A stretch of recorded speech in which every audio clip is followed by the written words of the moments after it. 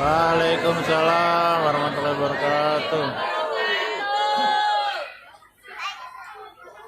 Bismillah, alhamdulillah, alhamdulillahilladzi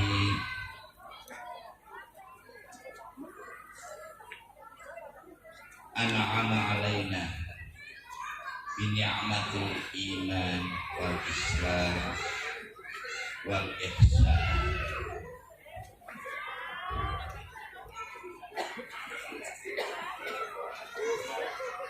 Asyhadu an la ilaha illallah wahdahu la syarika lah wa asyhadu anna sayyidana Muhammadan abduhu wa rasuluhu la nabiyya ba'dah.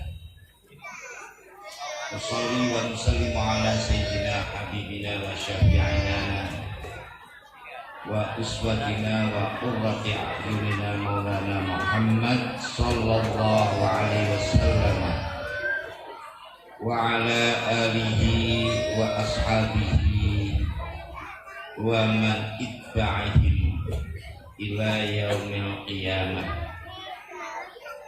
alladzina hum dhawit tuqa najah. Subhanaka la ilma lana illa ma 'allamtana innaka antal alimul hakim wa tub 'alaina innaka antat tawwabur rahim. Waj'alni kama qala Musa fil Qur'anil Karim Rabbi shrah li sadri wa yassir li amri wahlul 'uqdatam min lisani yafqahu qawli. Amma ba'd. Hadratul mukarramin, para kiai, para guru, para asatidz wa asatidzah yang saya hormati, yang saya selalu harapkan barokah, manfaat, ilmu dan amalnya. Wabil muqaddimah, tentu pada anak mas Al-Ustadz, jangan Al-Ustadz. Al-Ustadz itu kalau bahasa Arab itu artinya profesor. Saya nggak begitu yakin Pak Mahasin itu profesor. Saya sebut gajah kiai gitu ya. Mas Arifin. Kiai Mahasin beserta keluarga, mudah-mudahan Allah panjangkan umurnya, memberikan luas rezekinya, rezeki di dalam ma'isyahnya ataupun ilmunya hingga bisa bermanfaat buat masyarakat sekitar. Para kiai lain yang saya tidak sebut satu persatu namanya, yang saya hormati, pada Bapak Waluyo selaku Ketua RW lingkungan dan Ketua sesepuh dari masyarakat yang saya hormati, tentu beserta keluarga, Pak Dede, Pak RT juga yang saya hormati, beserta seluruh jajarannya baik di RW maupun di RT yang saya hormati, para sesepuh masyarakat, stakeholder yang ada yang saya hormati juga, para asatidz, para asatidzah, para haji, para hajah yang saya hormati. Jangan lupa pada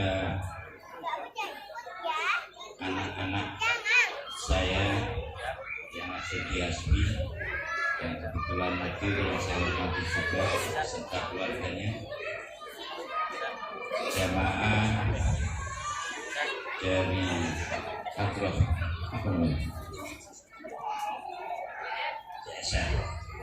yang saya hormati,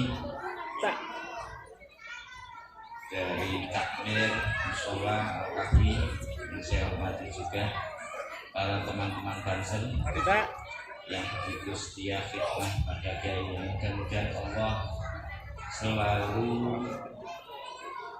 melimpahkan barokahnya di dunia hatta akhirah, dan selalu bersama dengan orang-orang yang dicintainya, yaitu para kiai, para masyayikh. Para hadirin kaum muslimin dan muslimat rahimakumullah. Pertama-tama marilah kita panjatkan rasa syukur kita kehadirat Allah Ta'ala biqaulina tahmid alhamdulillahi rabbil alamin. Pada malam kesempatan kali ini kita bisa bertemu, berkumpul, bermuajah bersama dalam rangka peringatan Maulid Nabi Agung Muhammad SAW dan juga tasyakur pada pembangunan Mushola Al-Kafi. Mudah-mudahan perkumpulan ini, muajah ini, Allah senantiasa ridho dan menjadikan amal kita pada malam hari ini sebagai amal ibadah yang dicintai oleh Allah Ta'ala, membawa keberkahan di dalam kehidupan kita, berkah di dalam ilmunya, berkah di dalam rizkinya. Orang pakai amin ini telat mana kakek utang itu ya aminin wonten barokah rezekine langsung saut gitu. Mudah-mudahan diberikan barokah ilmunya, barokah rezekinya, barokah keluarganya, barokah ma'isyahnya, dunia sampai dengan akhirat. Allahumma amin. Yang kedua, sholawat dan salam kita aturkan pada junjungan Nabi Agung Muhammad Sallallahu Alaihi Wasallam beserta keluarganya, para sahabatnya, pada orang-orang yang mengikutinya, termasuk para aulia, para simbah-simbah yai, para kiai-kiai, para ajengan yang mengikuti para aulia beserta seluruh santri-santrinya. Dan mudah-mudahan kita semua yang hadir pada malam hari ini beserta keluarga, baik yang ada di rumah maupun yang di kejauhan, yang sudah meninggal maupun yang masih hidup, Allah berikan catatan bagi kita semua dan keluarga menjadi umat pengikut baginda Nabi Agung Muhammad Sallallahu Alaihi Wasallam dan mendapatkan syafaatnya, wabil akhas syafaatul uzma besok di hari kiamat. Allahumma para hadirin sekalian yang saya hormati, saya tadi bicara sama Pak Dede, kebetulan mohon maaf Pak Dede, saya aslinya Kebumen dan saya itu tidak termasuk dalam kategori kiai-kiai yang hebat-hebat. Karena kiai itu ada pembagiannya sendiri, ada kiai yang khusus babagan misalnya mengatur pondok pesantren dan mengajar. Ada kiai yang hanya ahli di dalam khitbah. Karena itu berlainan. Saya punya guru itu dulu namanya Allah yarham Kiai Haji Badruddin Zain, Pondok Yatul Ulum Al-Arjo.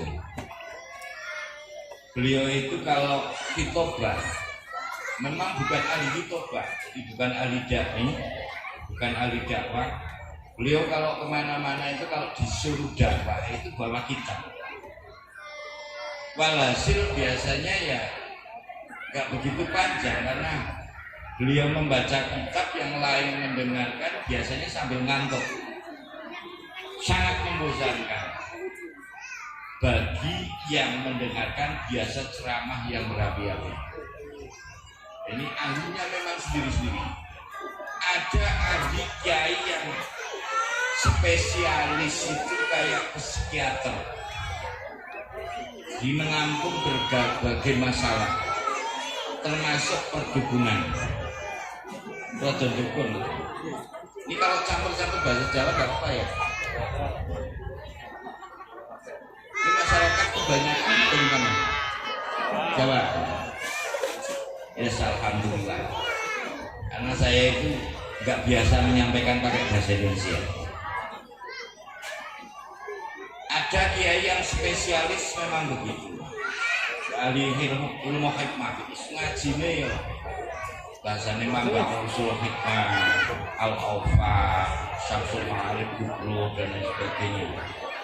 Dia pelajari secara serius berkaitan dengan hal-hal yang sifatnya spiritualitas.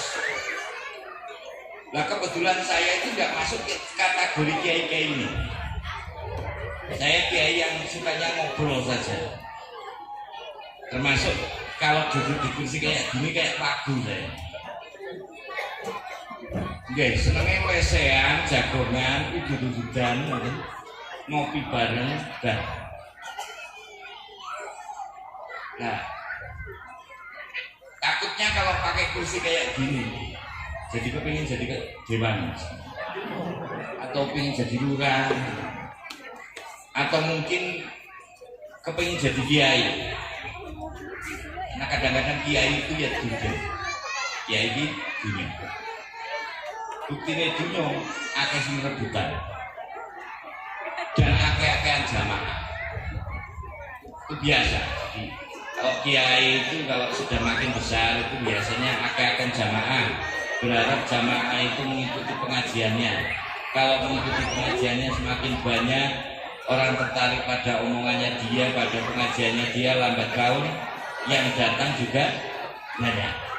Kalau yang datang sudah banyak berarti gula kopinya juga banyak, amplopnya juga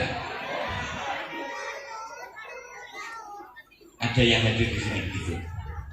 Mudah-mudahan ada yang tujuannya begitu. Ya saya termasuk yang nggak kuat semuanya. Nah ini alhamdulillah pas kemarin itu pas Mas Mahasin atau Pak Kiai Mahasin itu datang beserta rombongan ke tempat saya ngaji di Cikarang, di tempatnya Pak Haji Wahyu, itu mengatakan bahwa mau membangun mushola karena memang kebutuhan masyarakat.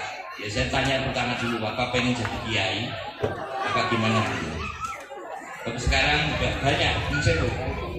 Ini penyakitnya orang tua ketika melihat lapangan pekerjaan semakin sempit. Maka dia putuskan anaknya itu mondok.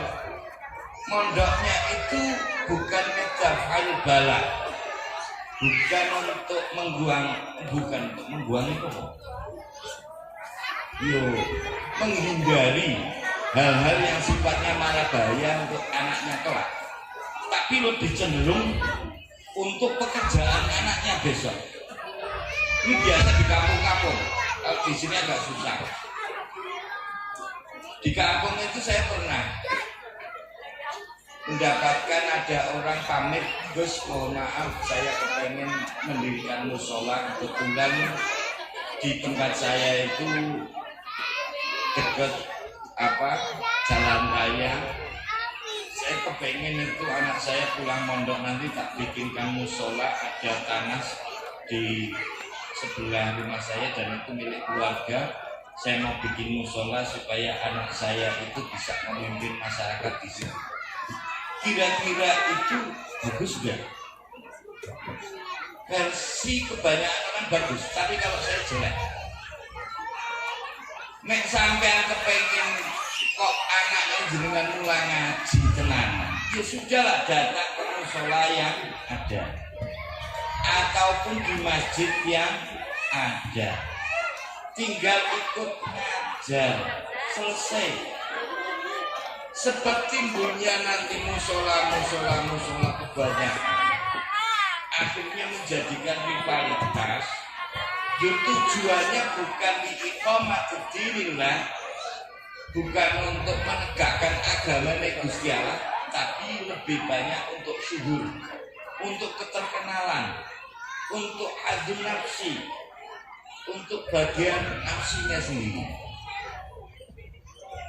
Maka saya ya tolonglah kalau memang masih musola yang lain bisa ya monggo. Terkecuali kalau memang ada ittifaq dari masyarakat kepingin membuat sendiri dan lebih dekat, monggo.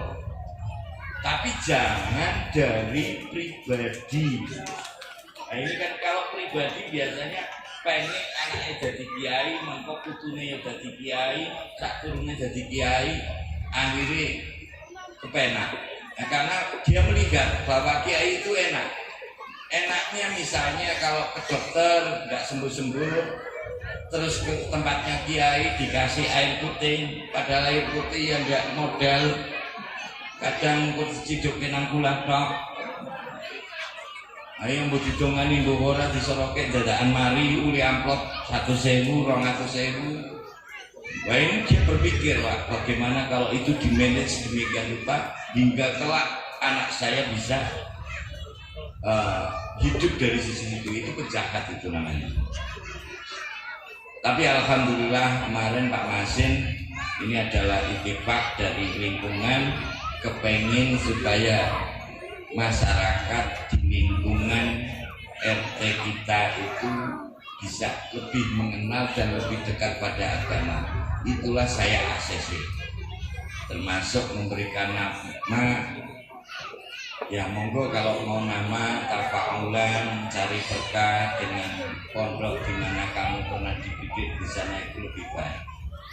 Ya akhirnya dijadikan nama Musola Al-Kahfi. Alhamdulillah, saya hanya berharap mudah-mudahan pendirian Musola Al-Kahfi ini orang yang mendirikan, menyumbangkan, walaupun sumbangannya itu sekecil darah,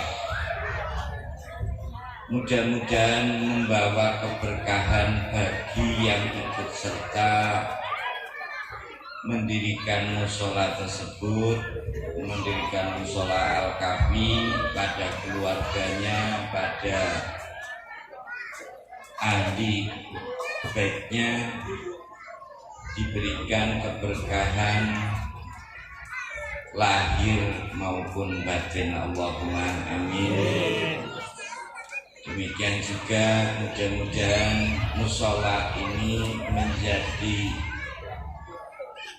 cahaya, menjadi nur bagi lingkungan sekitar, sehingga lingkungan sekitar betul-betul bisa lebih dekat kepada Allah Ta'ala dan mencintai baginda Rasulullah Sallallahu Alaihi Wasallam. Allahumma. Saya tidak akan menceritakan tentang Maulid Nabi Agung Muhammad Sallallahu Alaihi Wasallam. Saya yakin biasanya di Bekasi itu ada safaril Maulid, hingga kemana-mana itu biasanya diceritakan perilaku baginda Rasulullah SAW. Saya hanya menukil sedikit saja, karena tadi saya aturke kalau saya itu tidak bisa khitobah, tidak bisa pidato. Aslinya memang bukan ahli pidato. Para hadirin hadirat rahimakumullah, di dalam pendirian musola ini seperti halnya sunnahnya Rasulullah SAW, bahwa musola ini tolong jangan hanya dijadikan sebagai tempat ibadah tok, artinya ibadah ubudiyah yang mahdiyah, tapi ibadah dalam cakupan yang lebih luas,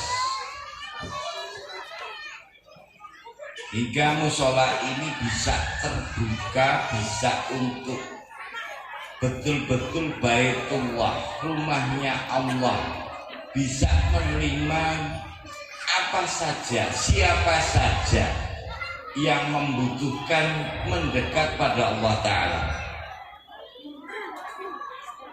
Ini jadi tren sekarang, musola atau masjid dibangun bagusnya luar biasa, hingga akhirnya diisi barang-barang yang bagus-bagus juga. Jamnya nggak cuma jam dinding kok yang di atas, termasuk jam yang duduk itu yang pakai apa, jati ya biasanya. Wah, akhirnya harganya mahal, biasanya jutaan ya, puluhan juta. Musola kemudian karena takut kehilangan akhirnya dikancing. Masjid takut kehilangan dikancing. Jam-jam tertentu kok dibuka. Ada nggak di sini? Ada nggak? Ini kan kayak rumah sudah tertutup. Suatu saat ketika tidur kepengen di musola, nggak ada tempat bernaung, dilarang, wedi nek ngiler, ngotori dan lain sebagainya. Anak-anak kecil dilarang bermain di musola, takut ngompol, takut bikin gaduh. Ini kalau menurut saya keprihatinan yang luar biasa. Harusnya itu ya mbok ya terbuka. Lo kalau misalnya di dalam musola atau masjid, saya juga bingung ini istilah musola dan masjid itu saya bingung. Jujur saja, karena kalau di masjid mestinya ada sholat tahiyatul masjid. Kalau di musola, ini ada tahiyatul musola enggak? Ini menjadi muskil, menjadi problem. Padahal musola itu artinya tentu di sini masdar yang bermakna makan, isi makan adalah tempat untuk sholat, dan masjid adalah tempat untuk sujud. Sama saja sebenarnya. Perbedaannya kalau di Indonesia itu kalau musola kecil, masjid besar, sebenarnya enggak lah. Kalau kita itu mengembalikan fungsi Rasulullah SAW ketika hijrah di Madinah pertama kali, yang didirikan adalah masjid atau musola. Kalau panjenengan pernah datang ke sana, musola atau masjid, di mana Masjid Kuba itu sebenarnya masjidnya juga kecil, aslinya kecil, hanya segitu-gitu. Kemudian dikembangkan itu juga nggak seberapa besar. Mestinya masjid itu adalah atau musola itu tempat terbuka. Saya menghimbau teman-teman yang kebetulan sudah diangkat di dalam lingkungannya menjadi ustadz. Saya nggak sepakat itu ustadz, tapi kalau bahasa Arab artinya profesor. Jadi kalau Anda udah, saya kadang-kadang merendah tapi salah gitu. Saya jangan panggil kiai, saya jangan dipanggil Gus, saya jangan dipanggil ini, panggil aja Ustad. Malah ngawur itu. Sebab aslinya Ustad profesor. Nah potongannya kaya makruf iki ya aku ora nganjeng-nganjeng profesor. Senajan kok yo mun sewu bathuke buka.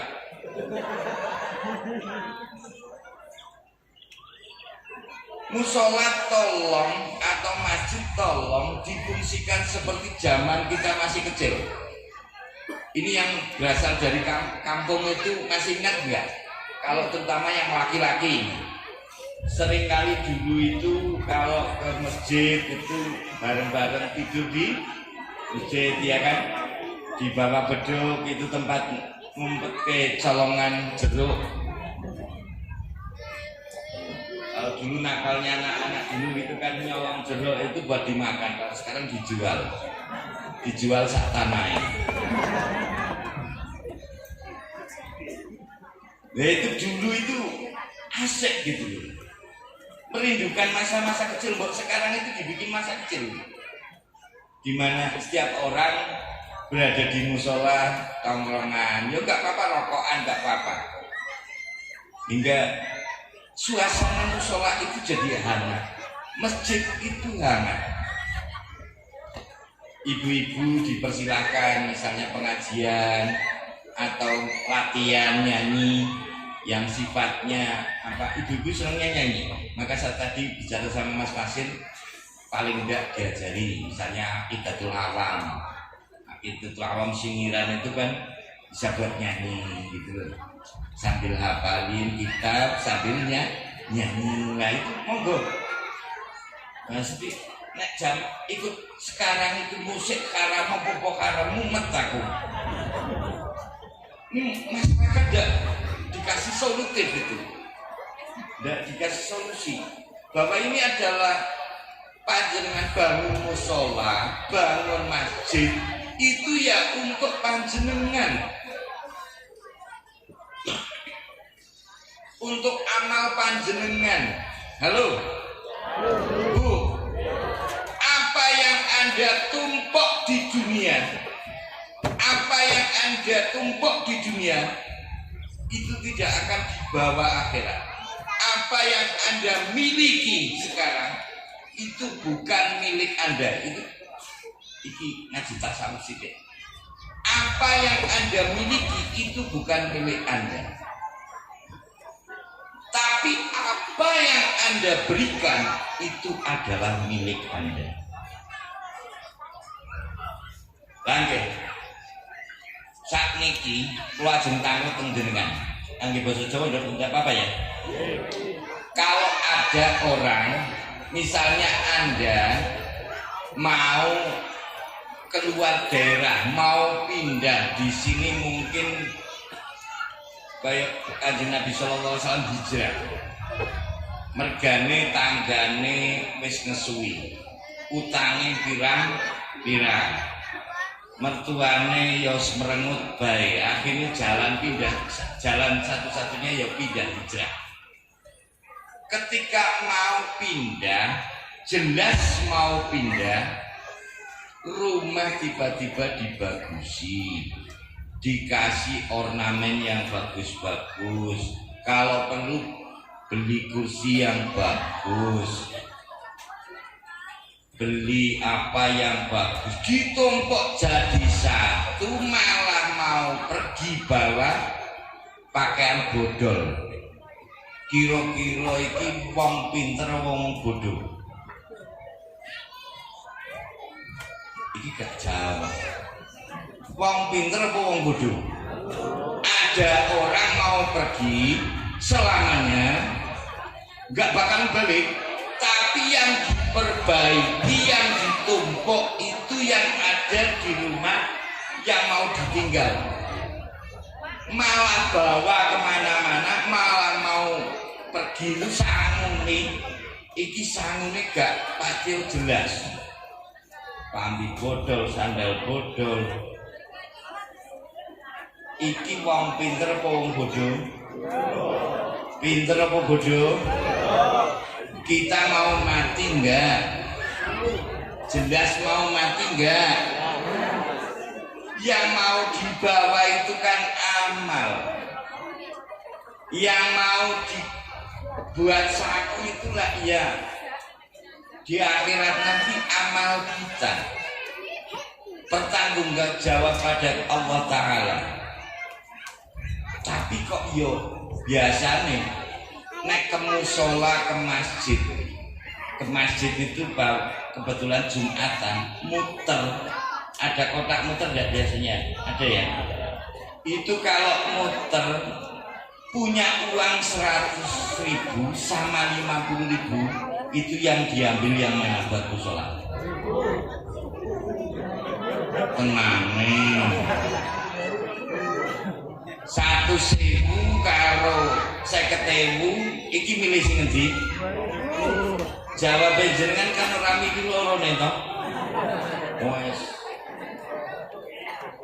Kalau ada misalnya 100.000 sama 5.000 sama 2.000, Yang dibawa, yang dimasukkan ke musola itu yang mana? 2000 yang baru, yang masih klinis, sama sekali tidak ada nodanya, sama sing wis bodol, sing wis rada mesrek ngono. Iki sing dipilih sing endi? Kuwi sing sampean. Alhamdulillah. Lah dilalak ke musola itu, ke musola Al-Kafi bawa 100.000, rencana mau beli rokok sing lanang-lanang, terus sing sebelah kiri sak 2.000. Begitu pas khutbah, ini bukan termasuk ini ya, jamek ya, belum ya, yang mudah-mudahan jadi jamek. Misalnya kok pas khutbah atau pas pengajian kotak itu keluar, dijikok kok dilalah sing kiwe ngono, sing roh sing 100.000. Iki nek dilebokke ikhlas apa enggak? Yakin sampai rumah itu teringat, bahkan besok sampai tua dicerita-ceritakan. Gini apa gini? Wes aku wingi apes Kang, apes eno ngopo? Sing tak lebokke iki wis tak siapke 2.000, 100.000 arep nggo rokok, tuku rokok. Bali ku aku ora ngerokok biasa. Mergane opo sing tak lebokke sing 100? Iki alhamdulillah opo innalillahi.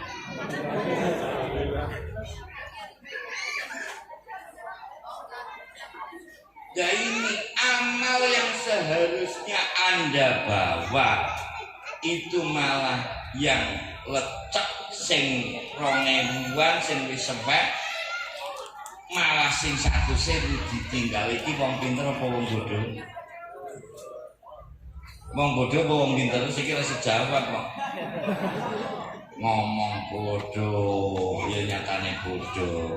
Tapi nek ngomong pinter kok ya pinter, Gus. Kula ngertos manfaate 100.000 niku saged nggih rokokan.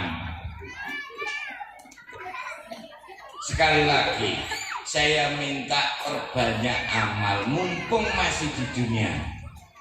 Mudah-mudahan amal ini membawa berkah di akhirat. Allahumma amin. Monggo yang masih ragu-ragu menyumbangkan di musola Al-Kafi atau di masjid-masjid yang lain, bersegeralah, karena ini menjadi sangu kita di akhirat. Allahumma. Kembali lagi, saya ingin bahwa musola Al-Kafi ini musola yang terbuka. Makanya tolonglah jangan ditutup sering-sering. Kalau bisa monggo dibuka sebagai rumah, sebagai peristirahatan, sebagai tempat berkeluh kesah, sebagai tempat ngadem. Nek cara wong Jawa niku ngadem. Kira-kira panas, uteke panas, atine panas, ngadem nangmu sholat. Ra keturu-turu ngiler, tapi itu insya Allah ibadah. Karena tidak menjadikan Anda itu terus tuku nomor, terus kemudian mabuk, itu adalah ninggal maksiat, adalah ibadah. Jadi tidur karena ngengken dari menahan dari hal-hal yang bersifat maksiat itu adalah ibadah. Logus sekarang musola Al-Kafi itu udah hebat, udah ada banyak perhiasan berharga, takut nanti dicuri. Mulai besok di musola Al-Kafi itu ditulis, bagi yang mau mencuri mohon untuk sholat sunat tahiyatul masjid 2 rakaat dulu. Mudah-mudahan pencuriannya menjadi berkah. Sesudah itu kalau mau lebih berkah lagi, baca Yasin. Syukur-syukur memperlancar pencurian, baca Waqiah. Insya Allah berkah. Kira-kira sudah nyolong apa ora? Piye Kang? Ajeng nyolong. Ayo maca Yasin sih, maca Yasin. Korek maca Yasin, maca Wakingan, muga-muga lek nyolong akeh. Lah iki biasane gagal kok. Maca Wakingan iki kok nyolong, rasane kok muskil banget. Kemudian kalau di dalam misalnya pengembangan musola, tolong di sini ada anak-anak kecil banyak. Monggo pemuda-pemuda yang dibikinkan buat area bermain. Supaya apa? Kita kelingan itu zaman dulu. Nek dhewek iki gimana di zaman cilik itu seneng dolanan nang masjid. Ben bocah-bocah ya tidak asing. Supaya dekat masjid, dekat musola. Nanti pelan-pelan kalau yang sudah bermain diajari. Sini. Anu ini dulu ngaji dulu. Nanti kalau sudah ngaji tuh dolanan lagi. Itu kan lebih asik daripada musola kemudian bangunannya mewah tapi angker. Malah isinya jintok. Menggondokun kiai ini barang bahaya. Bagus-bagusnya musola terbuka, bisa didatangi semua orang termasuk anak-anak. Karena anak-anak inilah kita menaruh harapan. Kalau lihat sewu yang tua-tua kayak gini, saya sudah agak putus asa. Maka harapan kita itu ya anak-anak ini loh. Imam Ghazali radhiyallahu anhu itu dawuhke di dalam kitab Ihya Ulumuddin. Ada perkataan I'lam anna tariqa fi riyadati sibyan min ahimil umuri wa tauqidiha. Yang namanya pendidikan anak-anak kecil di dalam masalah keagamaan, masalah hal-hal kebaikan itu adalah sangat penting dan perlu ditekankan. Wasibyan amanatur inda walidihi. Anak-anakmu adalah amanat bagi orang tuanya. Wa qalbuhu tahiratu, pakai alif lam artinya makrifah jelas. Wa qalbuhu, hati sibyan tersebut at-tahiratu, suci, jauharatan, konteksnya adalah permata, hale dadi perhiasan, wanafisatan, dan bersih, wasabijatan, dan polos, tidak ternoda. Anda harus membentuk karakter itu. Wakholiyatan, dan kosong, angkuli naksin wasuratin, dari setiap gambaran, dari setiap ukiran dan gambaran. Mau dibawa kemanapun anak kita itu tergantung dari orang tuanya. Jangan pikir kalau kemudian orang tuanya itu adalah kiai, anaknya kiai, belum tentu. Harus dididik sedemikian rupa dan itu penting. Wamailun, dan punya kecenderungan likulli ma yumalu bihi ilaihi, dan mempunyai kecenderungan pada sesuatu yang mendekati dia, yang mengalirkan dia di dalam anak tersebut. Dan itu sangat penting disambung. Fa'in awwada, kalaupun kok kamu itu mau membiasakan awwada, sifatnya membiasakan al khairu, pada kebaikan, wa alamahu dan memberitahu. Nah ini Imam Ghazali luar biasa, membiasakan dulu baru ngasih tahu. Ini mirip orang desa dah. Mas, iki nek umpamane magang, iki ojo sikile dicangkrinke siji. Saru. Nek nyekel piring iki ojo disanggah, dicekel. Pamali kalau orang Jawa bilang. Jadi jangan kemudian disanggah tapi dipegang. Utawa kalau dulu misalnya jangan duduk depan pintu, apalagi anak gadis rapayu pemaning jagongnya metantang saru. Ini membiasakan dulu, baru kemudian diberitahu, diulang. Oh, sebuah ini bagian daripada pendidikan adab.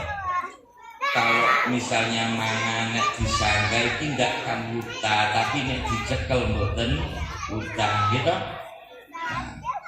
Nek umpamane kok disanggah gampang piringnya pecah.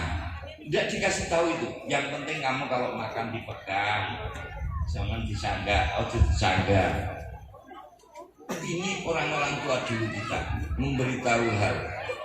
Kowe nek umpamane wis sedekala sore iki aja keluyuran. Wis nang masjid nang omah. Lah sekarang gimana?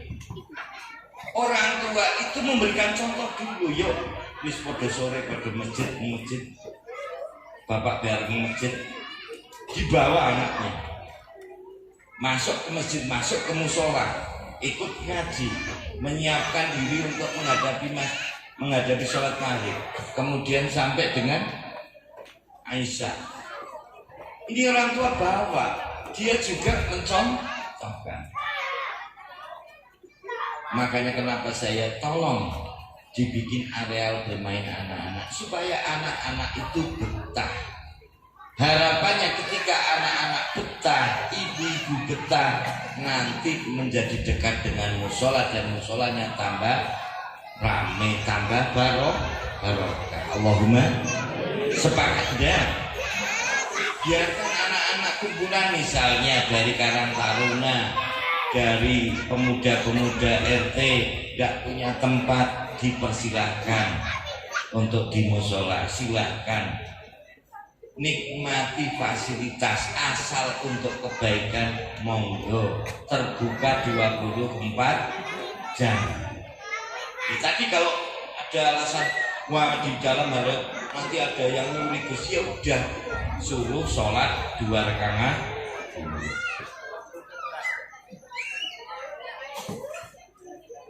Fa in awwadal khaira wa 'allamahu.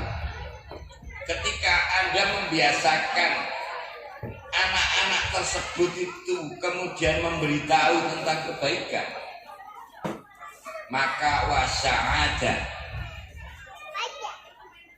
fit dunya wal akhirah wasyarakahu fi atharihi abuhu wa kullu mu'allimin wa mu'addibin. Ketika kok kemudian Anda itu bisa membimbing anak-anak panjenengan dekat dengan musola, dekat dengan orang-orang yang ahlul ilmi, maka Anda akan berbahagia di dunia dan akhirat. Dan di dalam mendidiknya Anda itu akan mendapatkan wasyarakahu fi asarihi wasyarakahu lan nyekutoni hu ing sibyan fi asarihi ing dalem ganjaran sibyan. Sapa sing nyekutoni? Abuhu, orang tuanya sibyan.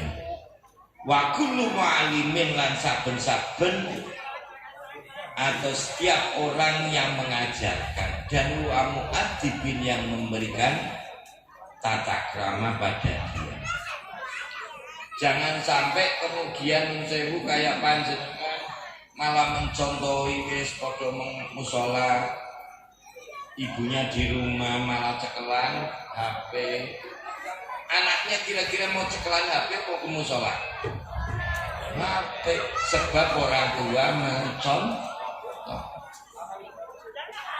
Gini apa enggak? Kan nggih sing wis-wis kan. Kadang-kadang orang tua kamu ke musola jangan seperti ibu, jangan seperti bapak.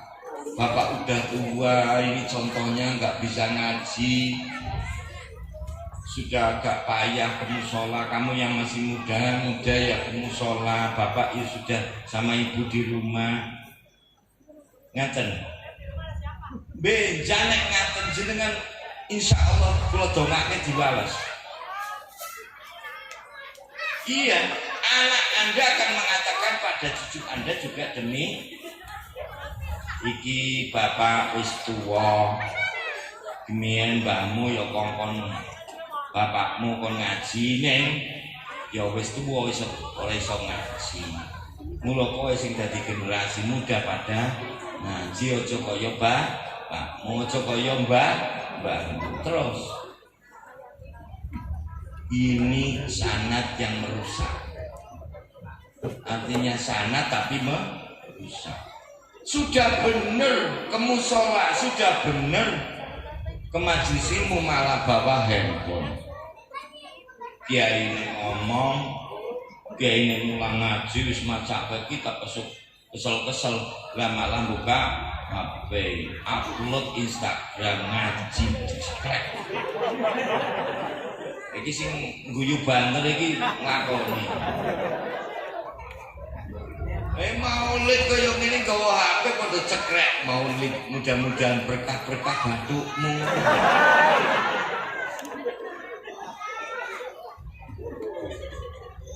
Berkah itu kalau kemudian Anda mendengarkan nasihat yang baik, tapi yang baik dilakukan. Nah kalau barokahnya itu bil hikmah. Wa barakatuhu ay barakatul ilmi bil hikmati. Dengan cara berusaha melayani ilmu itu, melaksanakan bersungguh-sungguh. Jangan terus kemudian hanya status Pak Musriki Masya Allah jadi kiai idealah barokah itu bukan pengaji. Sakmene katae sing jenengane napa alumni yo jarang sing ngaji kok. Padahal yang ditakoni aku ora jamin. Mestinya buat tempat ngaji ono dokter yo kon ngobati, bukan diajak selfie. Kiai iki yo kon ngaji dudu diajak selfie. Niki badhe nyuwun barokah rok ngatain minal selfie misalnya. Yo ngaji. Terangkan pada masyarakat. Di sini rata-rata perantauan, para wargaku yang saya cintai.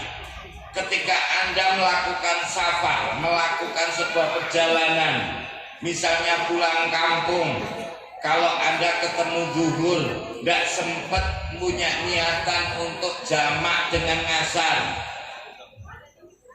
lewat waktu zuhur, boleh tidak nanti dijamak dengan asar, jamak takhir dengan asar?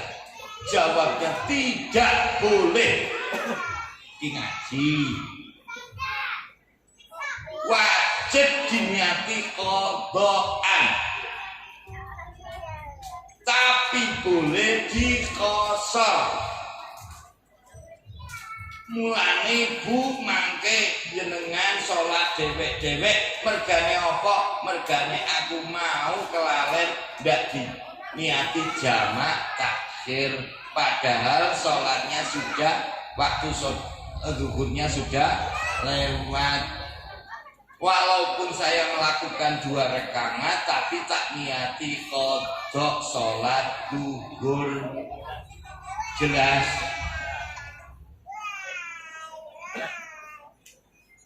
Berbeda. Lo kok bisa karena sholat qashar itu perintahnya ketika zaman 4 Hijriah. Sholat jamak 6 Hijriah ada 2 tahun jelang. Jenenge ngaji. Jangan terus kemudian jenengan udah lewat duhur wis kowe dijamak takhir. Tidak boleh. Menurut mazhab Syafi'i. Diterangkan juga bedanya, misalnya beberapa mazhab syukur-syukur ngaji itu di musola Al-Kafi diterangkan lebih lanjut. Ibu bapak, ada saudara-saudara kita yang ketika bersentuhan dengan lawan jenis yang ajnabiyah itu tidak membatalkan wudu. Itu pendapat yang berbeda. Kalau Syafi'i langsung bisa minawa idil wudu, termasuk membatalkan wudu. Ibu bersentuhan dengan bapak ketika hendak sholat, ketika sudah ngambil wudu kok bersentuhan, kulitnya kok bersentuhan, itu minawa idil wudu ainda Syafi'iyah. Tetapi kalau teman-teman kita, saudara-saudara kita yang mengatakan bahwa itu tidak batal, itu ya sah-sah saja. Sebab apa? Sebab dia ambil mazhab Maliki. Imam Maliki berguru pada Imam Nafi'. Imam Nafi' berguru pada Abdullah bin Abbas. Abdullah bin Abbas berguru pada Imam Sayyidina Ali karamallahu wajhah. Sayyidina Ali karamallahu wajhah mengatakan bahwa Sayyidina Aisyah pernah menceritakan padaku ketika Rasulullah SAW hendak melakukan sholat mencium Sayyidina Aisyah, dan beliau terus melakukan sholat tanpa memperbarui wudu. Itu menurut mazhab Maliki.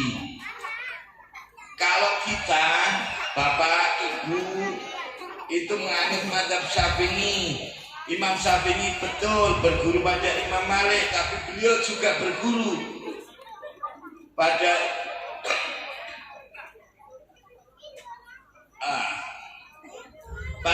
Ibnu Jurayj. Ibnu Jurayj berguru pada Atha bin Rabah. Atha bin Rabah berguru pada Abdullah bin Umar. Abdullah bin Umar berguru pada Sayyidina Umar bin Khattab. Sayyidina Umar bin Khattab memberikan peringatan. Apa yang dikatakan Sayyidina Ali betul, Sayyidina Aisyah betul, tapi itu maksusah di Rasulullah sallallahu alaihi wasallam. Maka kita jangan mengikuti.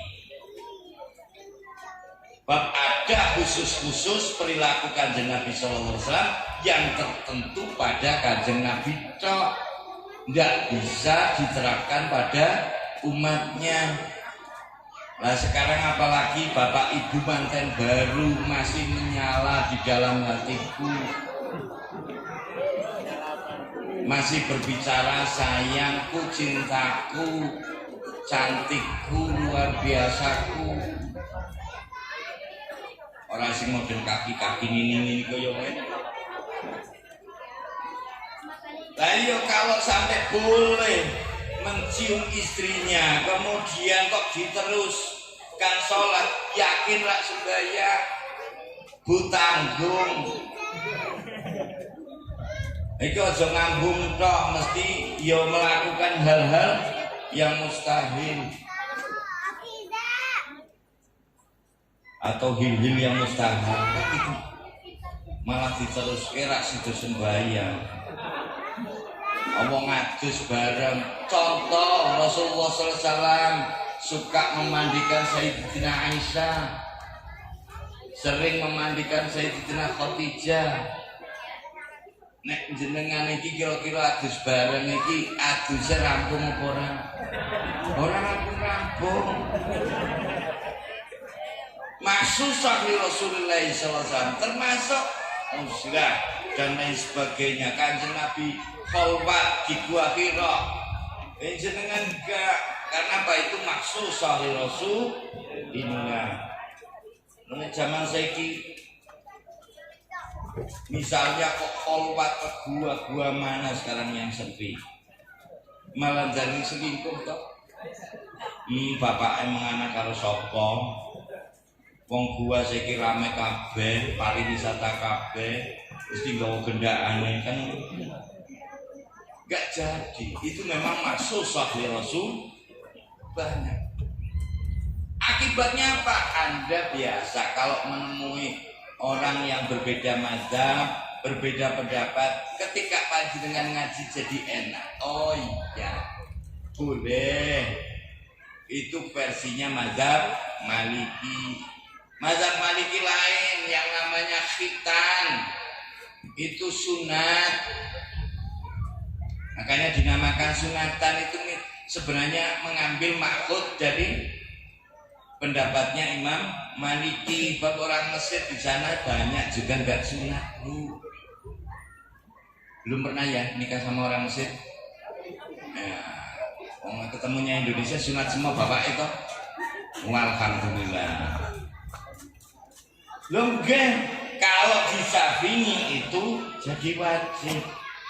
Maliki berpendapat bahwa itu tetap sunnah. Kenapa? Kalau wajib nanti akhirnya ketika masuk Islam misalnya nikah ditakoni sunat atau urung repot.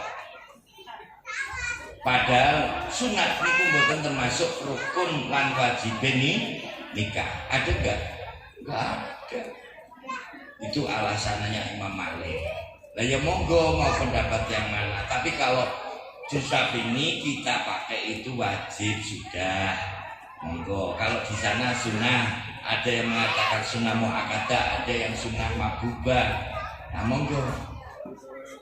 Kalau kita pakai yang wajib, dah ikhtilat demi hati sebab ketika sunat itu kemudian tidak dilakukan hingga terjadi banyak nopo najis.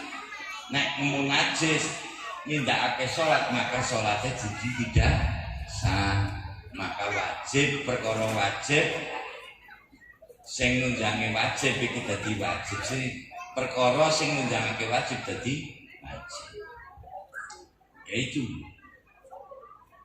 kembali lagi monggo panjenengan ittiba Rasulullah SAW ketika kelahiran Rasulullah SAW ini menjadikan berkah buat kita semua di dalam melaksanakan ibadah, termasuk mudah-mudahan ketika kita itu meramaikan musola, menyokong kegiatan musola dengan bersama-sama berduyun-duyun ke musola, termasuk orang yang besok pada yaumul mahsyar itu dilindungi oleh Allah Ta'ala, yaitu orang yang mu'allaqu qalbihi bil masjid atau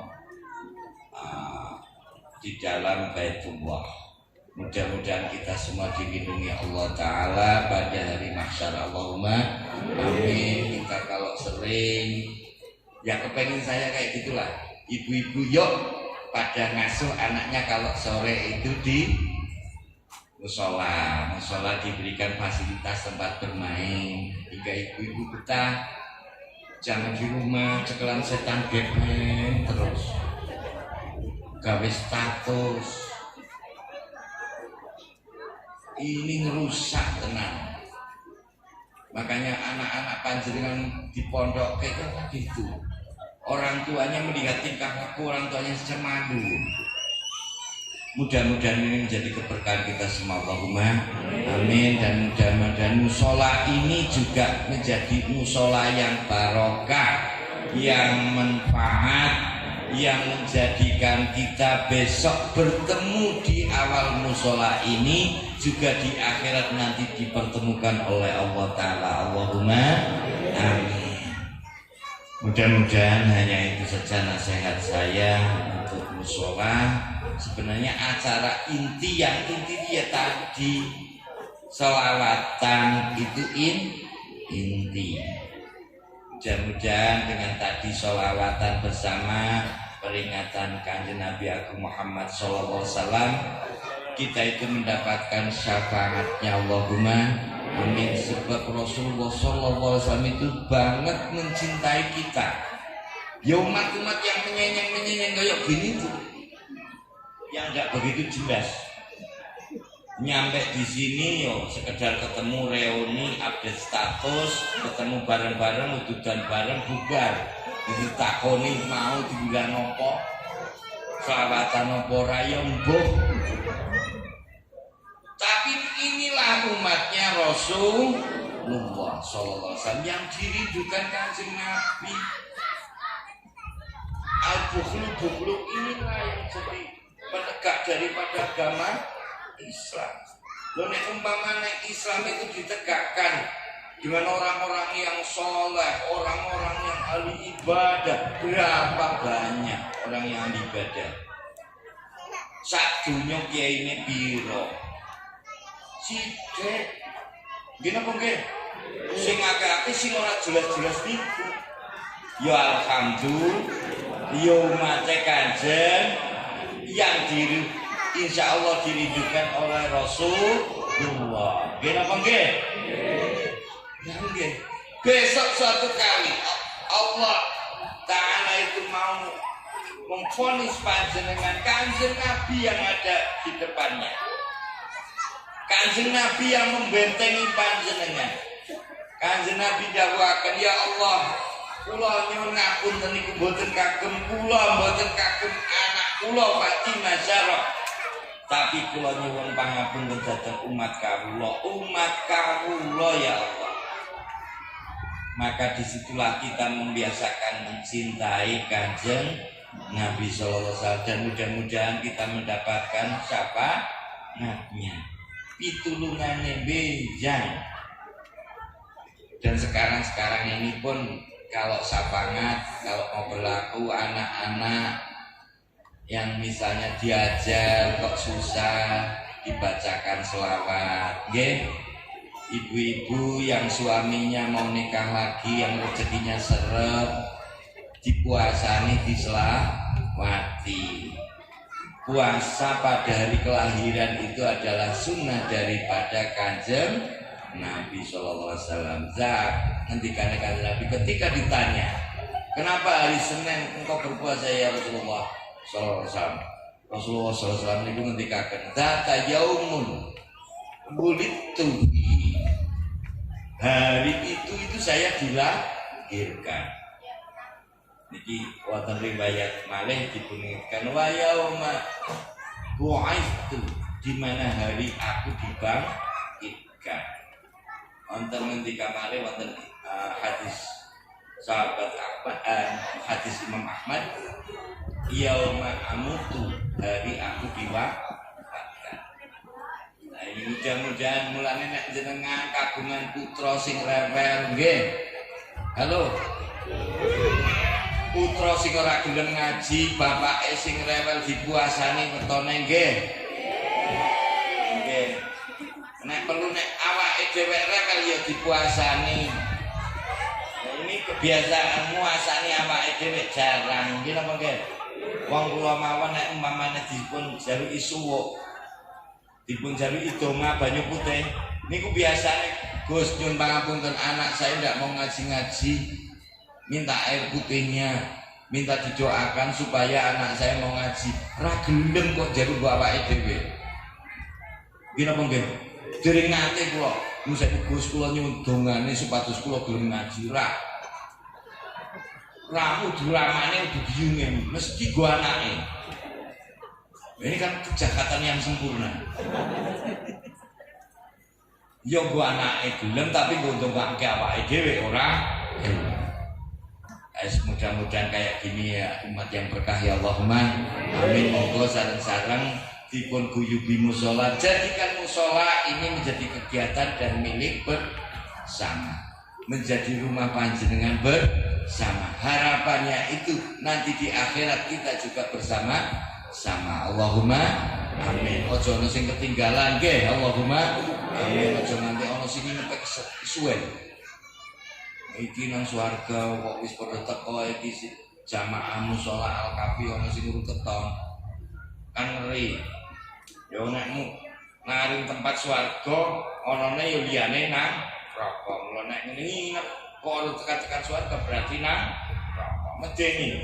Kula muga-muga insyaallah pikantuk syafaate Kanjeng Nabi sallallahu alaihi wasallam dan kita itu diampuni segala dosa-dosa kita, baik yang besar maupun yang kecil, dan kita bisa dikumpulkan sebagai orang yang hatinya bergantung pada masjid ataupun tempat ibadah.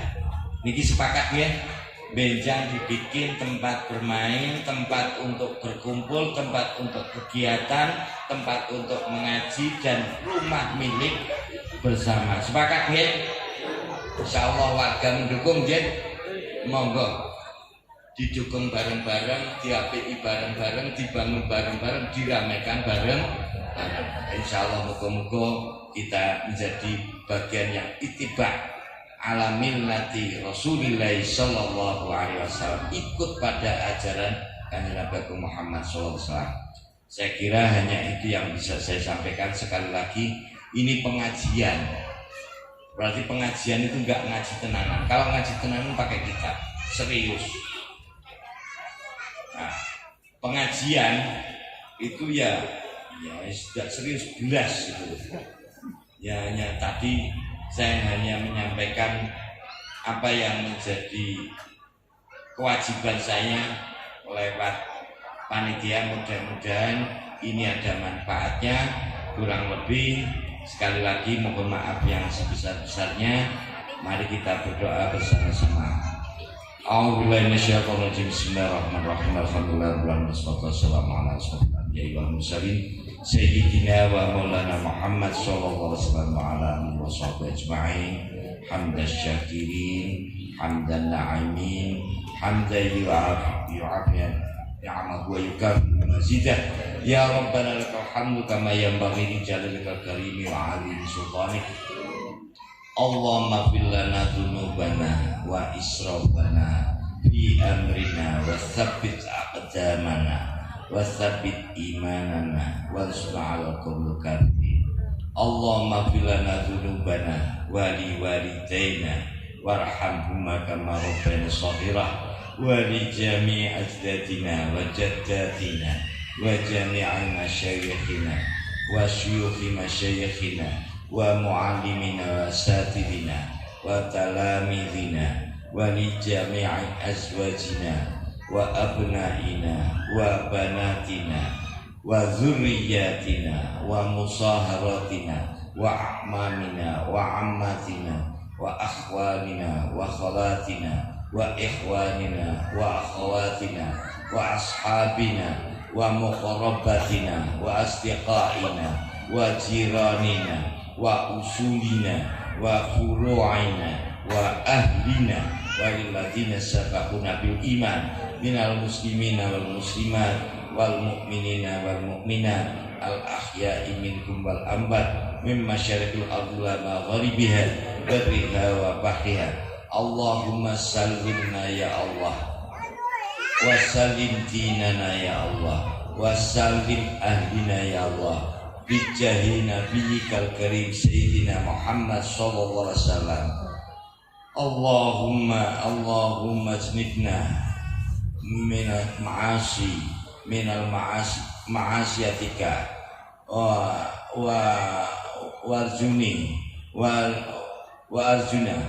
arjuna an ridhaka wal jannataka. Allahumma arzuqna ilman nafi'a wa amalan mutaqabbala wa rizqan halalan thayyiban wasi'an mubaraka. Allahumma barik lana fi umrina wa umurina wa ahlina wa rizqina ya fattahu ya alim iftah alaina futuhal alamin. Allahumma ja'alna wa auladana min ahli ilmi wal khair wa la taj'alna wa iyahum min ahli syarri wa dhair. Rabbana la tuzigh qulubana ba'da idh hadaitana wa hab lana min ladunka rahmah innaka antal wahhab.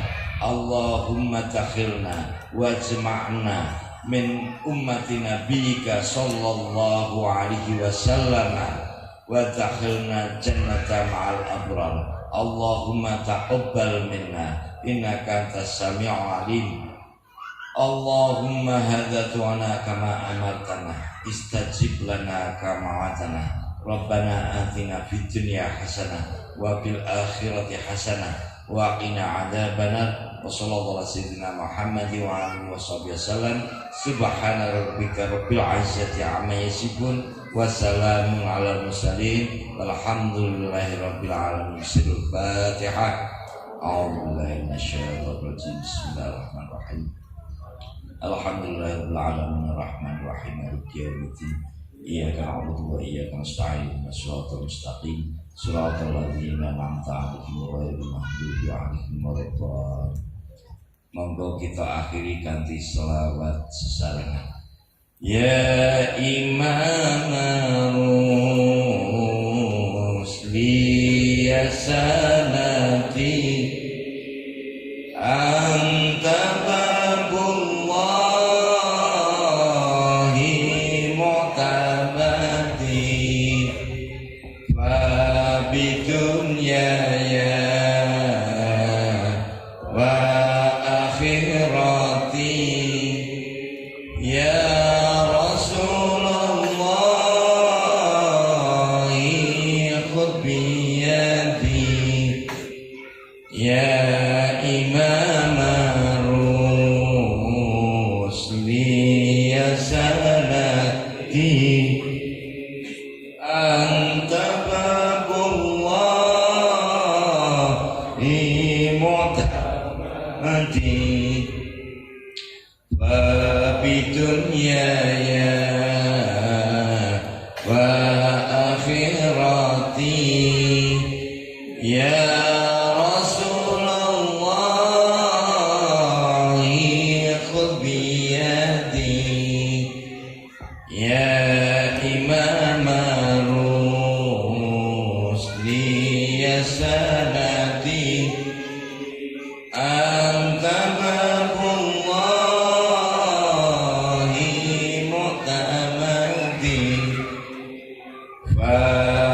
dunia ya wa akhirati ya Rasulullah khudh biyadi wallahu muwaffiq ila aqwamit thoriq. Assalamualaikum warahmatullahi wabarakatuh.